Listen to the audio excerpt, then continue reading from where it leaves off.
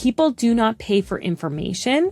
What they're paying for is results in transformation. Be clear on who exactly it is that you're helping, the problem that you're solving for those people, and how you do it in the simplest format, in the simplest language. So this is where a lot of coaches get stuck. They build programs based on...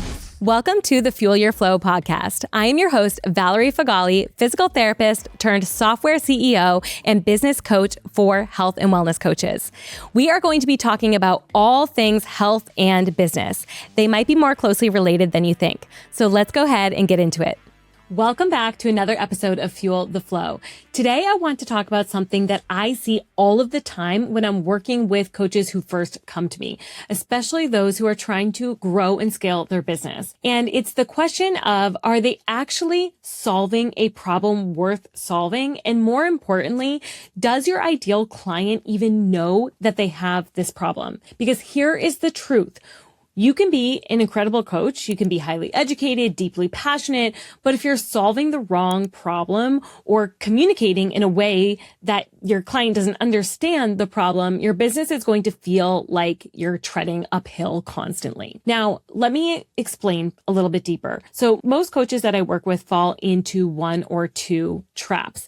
They are incredibly vague about the problem they are going to solve, or they describe it in a clinical, technical way that their clients really can't understand or actually connect with. And both of these things create the same outcome. Your message goes in one ear for your client and out the other. They are not resonating with it. They are not connecting with it. And because of this, they are not buying. So it's not because your work is not valuable. It's just that it's not landing with your ideal customer. So let me give you a clear example. If your client is a woman over 40 who wants to lose body fat, say exactly that in those words. So tell the person or anybody that you're explaining your business to that I help women over 40 lose body fat, especially if they feel like they've been doing everything right, like eating less and working out harder, but the scale is not moving in the right direction. So that is going to land with your client. It makes them stop scrolling and think to themselves, is this me? Yes, this is me. I can relate to that. That's exactly what's happening in my life right now. This is where I need help. But instead, what I see coaches saying is something more along the lines of this. I'm a hormone health coach who help women regulate their blood sugar and optimize their fitness routine for improved body composition. Can you hear the difference between the two? So this second version of it is not wrong. And yes, maybe that is actually what you're doing and working towards, but your ideal client isn't talking like that. They're not connecting the dots with that. They might not know that they need to regulate their blood sugar in order to lose body fat. They might not know what ideal body composition actually even means. And so this language creates a lot of distance between you as the coach and with the client. So it feels like you're talking more at them rather than having a conversation with them or just connecting with them. So a lot of coaches do this because they think that if they sound smarter, that they'll be taken more seriously from their ideal client. But the opposite actually happens when we talk this way. We lose the connection with our client. We lose the clarity around what it is that we actually do. And ultimately, we don't make the sale. The client actually doesn't ever end up signing up with us. So let's talk a little bit more about the second piece that I see happening, which is, are you solving a problem that's even worth solving for your client? You might know it'd be great if this person solved all these issues. They would feel amazing. But does your client really think that every one of their problems is worth solving? And are you tackling the one that is? So this is where a lot of coaches get stuck. They build programs based on everything that they've learned, everything that they could help somebody with, and everything that to them they know matter or they think matters to their client. But what we really need to focus on is what your client thinks matters. That's where you are going to be able to help them. So you need to ask yourself, is this something my client is actually seeking help for? So let me give you some examples of this. Weak problems that your clients likely aren't seeking help for, and maybe they sound good, but they're not actually going to convert into real clients, would be things like helping clients optimize their circadian rhythm, improving their mitochondrial health, enhancing their metabolic flexibility, balancing hormones naturally, reducing systemic inflammation, right? All of these things, helping with the gut microbiome. Again, these things are not wrong. They're just not buying triggers. I can guarantee you that your client is not waking up at 2 a.m. thinking, I need to improve my mitochondrial function, right? That's not what's top of mind for them. And therefore, they're not going to stop and think that the product is worth buying or the coaching is worth buying if this is what it's focusing on. So instead, they're likely thinking, why am I so tired all the time? Why can't I lose weight no matter what I do? Why do I feel like I've completely lost control over my eating habits or my body, right? So these are problems that your client is actually thinking about, and that's worth solving for them. So talk about it in their language. So examples of higher traction problems that people would actually want to invest in could be, for busy moms, it could be feeling exhausted all the time and feeling like they're having to rely on caffeine even in the afternoon to stay awake, right? And stay active with their children. That would be a problem we're solving. Or helping women who are over 40 reduce the belly fat that they've gained since they cross that age range, right? It seems to be right around that time where women start to put on a lot of belly fat, and it's not necessarily something that they're used to, and it's a problem worth solving for them. It could be that you're helping high achieving men or women get their energy back so that they can actually get through the workday and be as productive as they once were. Maybe their energy has dipped and they're not able to do that. Again, that is a problem worth solving. How about gaining control over eating habits? People who feel like they've just completely lost control. They have these crazy sugar cravings, that they're not eating balanced meals, and they're recognizing that they're just eating like crap and feeling like crap, and they want to get better control over their routine eating habit. These are all problems that your client can connect with. They're specific. They drive an emotional connection when you talk about it, and your client can immediately recognize whether or not they are struggling with this problem. So your client, when they hear you talk about it, should think, that's exactly what I'm dealing with. And yes, I would like to have that problem solved. Hey, sorry to interrupt, but if you are a health or wellness professional and you haven't yet checked out The Wellness Vault, you're missing out. The Wellness Vault is a content hub for coaches who create their own plans and programs for their clients, run workshops, create digital guides, and so much more. You can now do all of this in a fraction of the time so you can focus on your clients and grow your business faster than ever with more you time.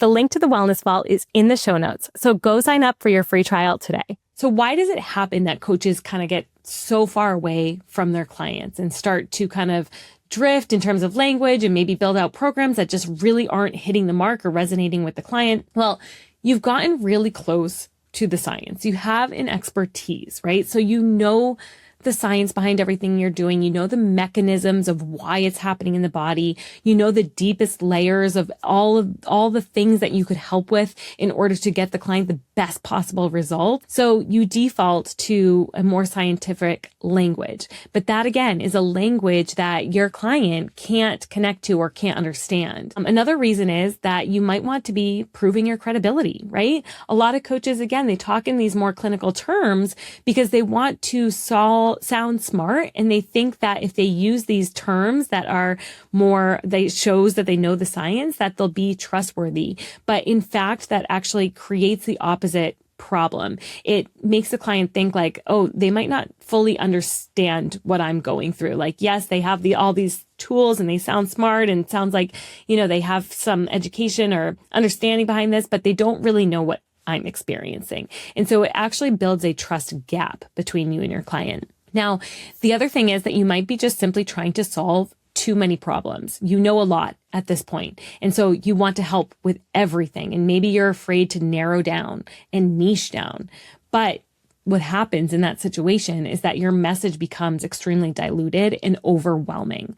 So when you're trying to solve, 10 problems for a client, the client is just going to feel like it's impossible. They're going to feel like it's way too much and that they can't take action on that. So the reality is that clarity is what converts. So the more clear you are on what it is you do and who you work with, the more conversions you'll get, the more clients you'll get. Simplicity is what builds trust. So again, keeping the language in alignment with the way your clients talk.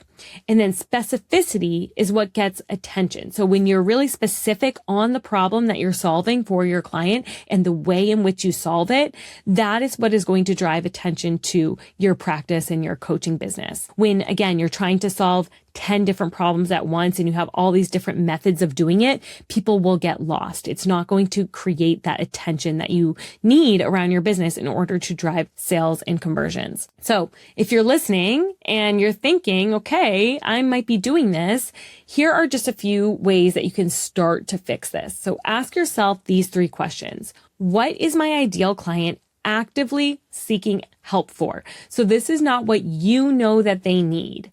This is what they are searching for help for. So think about, what are they actually typing into Google or ChatGPT? Maybe they're in local or public Facebook groups or communities that they're asking questions. Look at the questions that they're asking. Get into those groups and actually look at what your client is posting. See the words that they're using. See the questions that they're asking for and what they're needing help with. Ask yourself, number 2, the second question to ask yourself is, what keeps them up at night? So what are they actually going to bed thinking, I feel badly about this, or I wish this could change, or who can I contact about this or get help with this? What keeps them up at night? What are those thoughts that they can't seem to turn off? That's what's really bothering them. And again, that's something that's worth solving and helping them fix. And the third thing is, what problem would they gladly pay thousands of dollars to solve, right? In a nutshell, if you want to break it down and make it really simple, think about, what would they take money out of their pocket for if you're like, hey, I can fix this for you in the next, 60 days or whatever. What would they take money out of their pocket and pay for? So think about that. Are you solving a problem that they're willing to invest in, right? And I'm not saying that you're going to actually, quote unquote, fix them, but you are going to help guide them through how to solve that problem. So people do not pay for information. What they're paying for is results in transformation.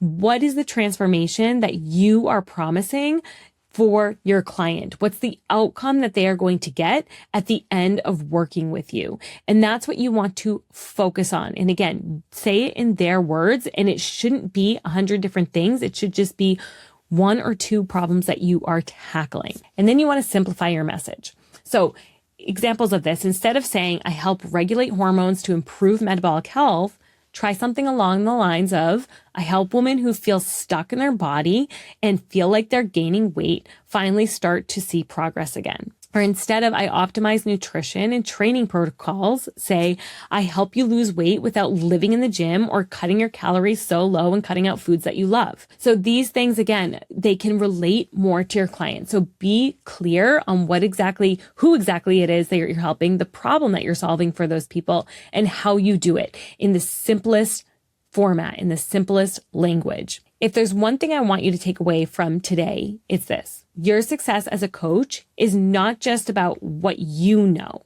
It's about how well you can connect what you know to what your client wants. Okay? So how can you use your knowledge and your expertise to help somebody get something that they want? What are their desires? What are they after? What's their ultimate goal?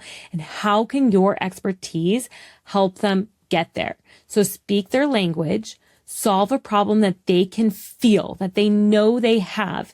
These are oftentimes the symptoms that your client is experiencing. So they know that they have acne, or that they are having a skin rash, or they are having weight gain, or whatever it may be, or they're, gassy, right? What are the symptoms that they're experiencing? Solve a problem they can feel and meet them where they're at.